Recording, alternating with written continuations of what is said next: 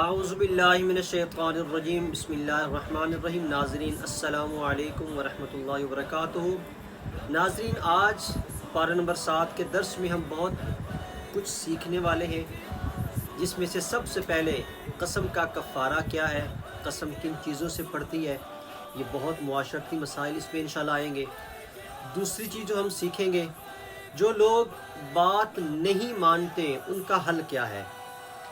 تیسری جو اس ویڈیو میں انشاءاللہ ہم سیکھیں گے وہ مائدہ جو دسترخوان حضرت عیسیٰ پہ نازل ہوا تھا، اس کے ذریعے سے ہمارا آج کا ایک بہت بڑا مسئلہ انشاءاللہ حل میں کروں گا۔ اس کے بعد حضرت ابراہیم علیہ السلام کے والد پہ اب بات ہوگی۔ آزر تھے کہ تاریخ تھا، وہ مشرک تھے یا مسلمان تھے، یہ ہمارا ایک بہت بڑا اختلافی مسئلہ بھی ہے۔ اور بھی بہت ساری چیزیں انشاءاللہ آج اس میں سیکھنے والے ہیں، ہمارے ساتھ رہیے گا۔ اعوذ باللہ من الشیطان الرجیم بسم اللہ الرحمن الرحیم۔ اللہ تعالیٰ سورۃ الانعام میں ارشاد فرماتا ہے، میں تھوڑا سا آگے آ گیا ہوں ایک بات سمجھانے کے لیے۔ اللہ فرماتا ہے وَلَوْ نَزَّلْنَا عَلَيْكَ كِتَابًا فِي قِرْطَاسٍ۔ مشرکین مکہ کا اعتراض تھا کہ یہ قرآن کتاب کی شکل میں ہمارے پاس کیوں نہیں، ہم اس کو ہاتھوں سے چھوتے۔ اللہ کہتا ہے کہ اگر ہم یہ کر دیتے، انہوں نے پھر بھی انکار کرنا تھا۔ مشرکین مکہ کا دوسرا اعتراض یہ تھا کہ آپ کے ساتھ فرشتے کیوں نہیں، تو قرآن کہتا ہے وَقَالُوا لَوْلَا أُنزِلَ عَلَيْهِ مَلَكٌ وَلَوْ أَنزَلْنَا مَلَكًا، اگر ہم ملک نازل کر دیتے، فرشتے نازل کر دیتے، اے نبی، انہوں نے پھر بھی نہیں ماننا تھا۔ اس کا مطلب یہ ہے کہ جس نے نہیں ماننا اس نے نہیں ماننا۔ آپ اس کو قرآن سنا لیں، حدیث سنا لیں، حضور کے فرامین سنا لیں، اس نے نہیں ماننا۔ تو بجائے اس کے کہ آپ شرعی معاملات پہ بحث میں پڑیں، آپ اپنا موقف دے دیں، آپ کے پاس جتنا نالج ہے وہ بتا دیں، اب آگے ماننا یا نہ ماننا اس بندے کا کام ہے، آپ پہ لازم نہیں ہے۔ اب صحابہ کرام ایک مرتبہ اکٹھے بیٹھے تھے۔ یہ آیہ نمبر سورۃ المائدہ کی ہے 87، جس میں حضرت عثمان، ابوبکر صدیق، علی بن طالب، عبداللہ ابن مسعود، عبداللہ ابن عمر، ابو ذر الغفاری، حضرت سالم، حضرت مقداد، حضرت سلمان فارسی، حضرت ماقل، یہ کافی سارے بڑے بڑے صحابہ کرام اکٹھے تھے۔ انہوں نے حضرت عثمان بن مظعون کے گھر میں اکٹھے ہوئے اور یہ وعدہ کیا کہ ہم شادی نہیں کریں گے، ہم تجارت نہیں کریں گے، ہم ساری رات نفل پڑھیں گے، سارا دن روزے رکھیں گے، ہم سارا کچھ چھوڑ کر صوفی بن جانا ہم نے۔ اب یہ بات حضور کی ذات کو پتہ چل گئی۔ آپ صلی اللہ علیہ وسلم جب ان کے پاس آئے اور پوچھا تو آپ ان پہ ناراض ہوئے۔ ناراض ہونے کے بعد آپ فرماتے کہ لوگوں، کیا تم میں مجھ سے زیادہ تقوی ہے؟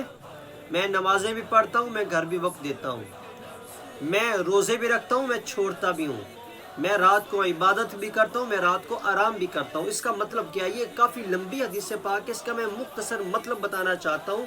اس کا مطلب یہ ہے کہ شریعت آپ کو صرف مولوی بنانا نہیں چاہتی، شریعت یہ نہیں چاہتی کہ آپ سب کچھ چھوڑ کر مسلح ڈال کے بیٹھ جائیں، نہ۔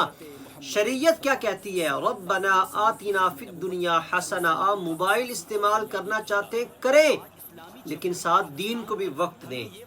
آپ ساری رات جاگنا چاہتے ہیں تو جاگیں، لیکن صبح تہجد کی نماز یا نماز فجر بھی ادا کریں، یہ نہ ہو کہ فجر کے وقت آپ سو جائیں۔ اس سے آگے آیہ نمبر 89، اللہ ارشاد فرماتا ہے لا یؤاخذکم اللہ باللغو فی ایمانکم ولکن یؤاخذکم۔ قسم کن معاملات میں ہوتی ہے؟ ہمارے تمام ائمہ کے نزدیک امام اعظم، امام احمد بن حنبل اور امام شافعی وغیرہ، ان تمام کے نزدیک اللہ کے سوا کسی کی قسم نہیں ہے، یا اللہ کے جو صفاتی نام ہیں ان میں سے کسی کی قسم اٹھائی جائے، ماں باپ کی قسم اٹھا لی، فلاں کی اٹھا لی، فلاں کی، اس سے قسم نہیں ہوتی۔ اگر آپ نے قسم اٹھا لی اور اس کو پورا نہیں کیا تو اس کا کفارہ کیا ہے؟ پہلا کفارہ یہ ہے ما تطعمون اہلیکم، 10 مسکینوں کو کھانا کھلانا ہے، یا 10 مسکینوں کو کپڑے لے کے دینے ہیں۔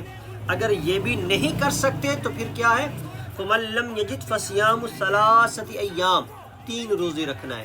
یہ قسم کا کفارہ ہے، ان تینوں میں سے کوئی ایک کام آپ نے کرنا ہوگا۔ اگر انسان کبھی گناہ کے معاملے میں قسم اٹھا لے تو پھر اس کا توڑنا ضروری ہے، اور اگر نیک کام کے معاملے میں قسم اٹھائے تو اس کا پھر پورا کرنا ضروری ہے۔ آیا نمبر 101، یہ بات بڑی قابل توجہ ہے، آپ نے توجہ رکھنی ہے۔ اللہ تعالیٰ ارشاد فرماتا ہے یا ایھا الذین آمنوا لا تسألوا عن اشیاء، اے ایمان والو تم نبی کریم سے ایسی باتیں نہ پوچھو، ان تبد لکم تسؤکم، اگر وہ تم پہ ظاہر کر دی جائیں تو تمہیں برا لگے۔ تو ایسی یعنی بے تکے سوال حضور کی ذات سے نہ کرو۔ اب صحابہ کرام میں سے کچھ ایسے تھے جو بعض اوقات عجیب و غریب سوال کرتے۔ اب حضور کو ایک دن جلال آ گیا۔ یہ صحیح بخاری اور کتاب الدعوات کی حدیث میں آپ کے سامنے پیش کر رہا ہوں، باب التعوذ من الفتن، اس باب میں یہ حدیث پاک موجود ہے۔ اب حضور صلی اللہ علیہ وسلم ان سوالات سے رنجیدہ ہوئے تو ایک دن ممبر پہ آ گئے، اور ممبر پہ آ کر پوچھتے ہیں کہ بتاؤ تم میں سے کون مجھ سے کیا سوال کرنا چاہتا ہے، آج جو بھی سوال کیا جائے گا میں اس کا جواب دوں گا۔ صحابہ کرام سمجھ گیا کہ حضور آج غصے میں ہیں، حضور آج ناراض ہیں ہم سے، سارے سر جھکا کے بیٹھ گئے۔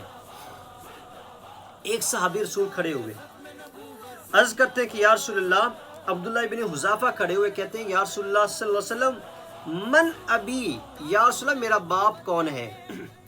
اب مجھے یہ بتائیں، باپ کا سوال ماں سے ہونا چاہیے تھا کہ حضور سے ہونا چاہیے تھا؟ لیکن صحابہ کو پتہ تھا کہ حضور جانتے ہیں، یہ صحابہ کا عقیدہ تھا کہ حضور جانتے ہیں۔ یہ میں اپنی طرف سے بات نہیں کر رہا، یہ صحیح بخاری کی بات آپ کے سامنے پیش کر رہا ہوں۔ صحابی حضور سے پوچھتا ہے کہ یا رسول اللہ من ابی، میرا باپ کون ہے؟ حضور نے فرمایا کہ ابو کا حذافہ، اے حذافہ تیرا باپ فلاں ہے، تیرا باپ جو ہے وہ حذافہ ہے۔ اب لوگ ان کو تانے مارتے تھے کہ تو کسی اور کی اولاد ہے، لیکن حضور نے کنفرم کر دیا کہ تو حذافہ کا بیٹا ہے۔ اب وہیں پہ ان کی ماں بھی موجود تھی، ان کی ماں نے کہا کہ بیٹا کچھ تجھ سے بھی برا کوئی بیٹا ہو سکتا ہے، تو سر عام مجھے رسوا کرنا چاہ رہا تھا۔ انہوں نے کہہ دیا کہ مجھے میرے نبی کی ذات پہ یقین تھا، وہ جو بھی کہہ لیتے میں اس کو اپنا باپ بنا لیتا۔ یہ حضور کی زبان پہ اعتبار تھا صحابہ کرام کا، اور صحابہ کرام یہ جانتے تھے کہ حضور سب کچھ جانتے ہیں۔ اس سے آگے ایک بہت بڑا مسئلہ جو میں آپ کے سامنے رکھنا چاہ رہا ہوں، حضرت عیسیٰ علیہ السلام کے لوگوں نے ان سے مطالبہ کیا۔ کیا مطالبہ کیا؟ کہ ان ينزل علینا مائدۃ من السماء، آیہ نمبر 112 سورۃ المائدہ، اے اللہ کے نبی آسمانوں سے مائدہ ہم پہ اتارے، دسترخوان۔ آپ نے کہا کہ کیا تم یقین نہیں رکھتے؟ کہا یقین ہے، لیکن مزید اطمینان قلب کے لیے۔ اب جو قابل توجہ بات ہے، دسترخوان نازل کرنے کے لیے آپ نے دعا کی، اللہم ربنا انزل علینا مائدۃ من السماء، اے اللہ تو ہم پر آسمانوں سے مائدہ دسترخوان کی نعمت نازل کر دے۔ کیا نازل کر دے؟ نعمت مائدہ کی شکل میں۔ اب اس کا شکرانہ ہم کیسے کریں گے؟ تکون لنا عیدن، اے اللہ جس دن تو مائدہ ہم پہ نازل کرے گا وہ دن ہمارے لیے عید کا دن ہوگا۔ ناظرین قابل توجہ، کون سا دن ہوگا؟ عید کا دن۔ کس دن؟ جس دن مائدہ، وہ ایک نعمت اللہ کی طرف سے نازل ہو۔ یہ اللہ کے ایک نبی کی بات ہے کہ جس دن مائدہ نازل ہو رہا ہے وہ عید کا دن ہے۔ اب مجھے آپ سے سوال کرنا ہے، آپ مسلک دیوبند سے ہیں، آپ کسی بھی مسلک سے ہیں، سوال کا جواب دیں۔ مائدہ بڑی نعمت ہے کہ نبی کریم حضرت محمد مصطفیٰ بڑی نعمت ہے؟ یقیناً آپ کا جواب یہ ہوگا کہ حضور بڑی نعمت ہے۔ جب مائدہ کے نازل ہونے پہ عید قرار دیا جا سکتا ہے تو پھر جس دن حضور تشریف لائے کیا وہ دن عید کا ہوگا یا نہیں ہوگا؟ یہ جواب آپ نے اپنے آپ کو خود دینا ہے۔ اس سے آگے ایک اور بہت ہی پیاری آیہ مبارکہ حضرت عیسیٰ علیہ السلام نے جب اپنے لوگوں کو دیکھا کہ وہ نافرمانی کی طرف جا رہے ہیں اور آخری وقت بھی آ گیا ہے، تو اللہ سے عرض کرتے کہ ان تعذبہم فإنہم عبادک، اے اللہ اگر تو انہیں عذاب کرے تو وہ تیرے بندے ہیں۔ کس کے؟ تیرے۔ وَإِن تَغْفِرْ لَهُمْ، اگر تو انہیں بخش دے، فَإِنَّكَ أَنْتَ الْعَزِيزُ الْحَكِيمُ۔ اب دوسری طرف حضور کی طرف آئیں۔ صحیح مسلم باب دعاء النبی، یہ صحیح مسلم کی حدیث پاک ہے، جلد نمبر 1 صفحہ نمبر 113۔ اب حضور صلی اللہ علیہ وسلم کے سامنے جب یہ ان تعذبہم پڑھا گیا نا تو حضور رونے لگ گئے۔ جبریل امین سے عرض کرتے ہیں، جبریل امین عرض کرتے ہیں کہ یا رسول اللہ اتنا روتے کیوں ہیں؟ تو میرے نبی کی ذات نے یہ فرمایا کہ اللہ تعالیٰ سے جب میں اس دنیا سے چلا جاؤں گا تو کیا ماجرا میری امت کے ساتھ ہوگا؟ تو اللہ تعالیٰ نے جبریل امین کو بھیجا، اور جبریل امین کو بھیجا اور پیغام یہ بھیجا کہ میرے نبی کو پیغام دے کہ آپ پریشان نہ ہو، ہم آپ کو آپ کی امت کے حوالے سے خوش کر دیں گے۔ سبحان اللہ، امت کے حوالے سے خوش کر دیں گے، اس سے بڑی اور بات کیا ہو۔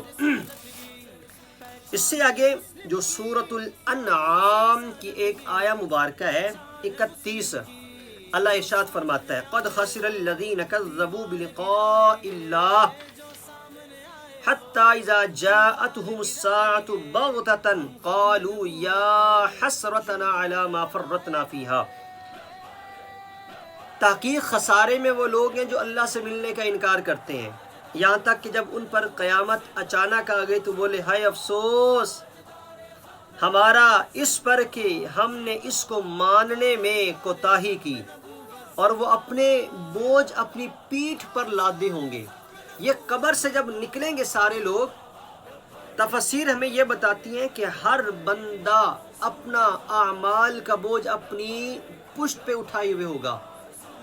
اگر نیک ہوگا تو اس کے اعمال پھولوں جیسے ہوں گے بغیر وزن کے، اگر گنہگار ہوگا تو وہ وزنی ہوں گے۔ اب ذرا تصور کریں جب آپ قبر سے نکلیں گے اور آپ کے ذمہ لاکھوں گناہ موجود ہوں گے اور وہ لاکھوں گناہ آپ کی پشت پہ ہوں گے، تو اس وقت آپ کے چلنے کا انداز کیا ہوگا؟ میں کہتا ہوں کہ اصل فکر کرنے والی بات یہ ہے، خدا کے لیے آج بحثوں کو چھوڑ دیں۔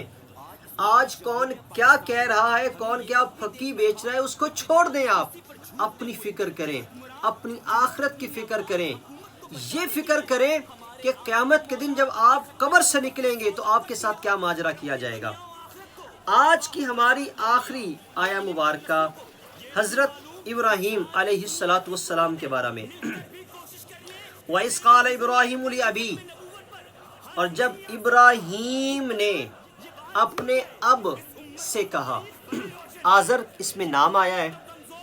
اب لفظ اب سے مراد دو طبقہ فکر ہے، میں کسی کی ترجمانی نہیں کروں گا، میں فیصلہ آپ پہ چھڑوں گا، فیصلہ آپ نے کرنا ہے۔ ایک مکتبہ فکر آزر سے مراد باپ لیتا ہے، اور اگر باپ آزر یقیناً مشرک تھا، اب اگر باپ مراد لیا جائے گا تو وہ کافر باپ ہوگا۔ دوسرا مکتبہ فکر یہ ہے جو آزر کو چچا مانتا ہے، اور قرآن پاک کا یہ جو لفظ اب ہے اس میں چچا کے بھی اشارے موجود ہیں، گنجائش موجود ہے، اور باپ کی بھی گنجائش موجود ہے، دونوں گنجائشیں موجود ہیں۔ اب سوال یہ ہے، اگر ہم باپ ڈکلیئر کرتے ہیں تو حضور کی نسل میں ایک بندہ کافر نعوذ باللہ آ گیا۔ اگر ہم چچا ڈکلیئر کرتے ہیں اور باپ مسلمان تصور کرتے ہیں، اور جو حقیقت میں روایات میں آتا ہے، تو حضور کی ساری نسل مسلمانوں کی آ جائے گی۔ اب آپ بتائیں کہ احتیاط کا تقاضا کیا ہے؟ آزر کو چچا مان کر حضور کی نسل کو پاک کیا جائے جو احادیث ہمیں واضح طور پر بتاتی ہیں، یا آزر کو حضرت ابراہیم کا والد مان کر حضور کی نسل میں ایک مشرک کو پیدا کیا جائے؟ یہ آپ کا ایمان ہے، فیصلہ آپ کا ہے۔ اگر آپ کو ہمارا آج کی گفتگو اچھی لگی ہے اور آپ اس سے مطمئن ہیں، اس پیغام کو، اس درس کو جتنا ہو سکتا ہے اس کو شیئر کریں، اور اپنے نئے دوستوں کو لے کے آئیں، اس چینل کو سبسکرائب کریں۔ اللہ تعالی ہم سب کو عمل کی توفیق عطا فرمائے۔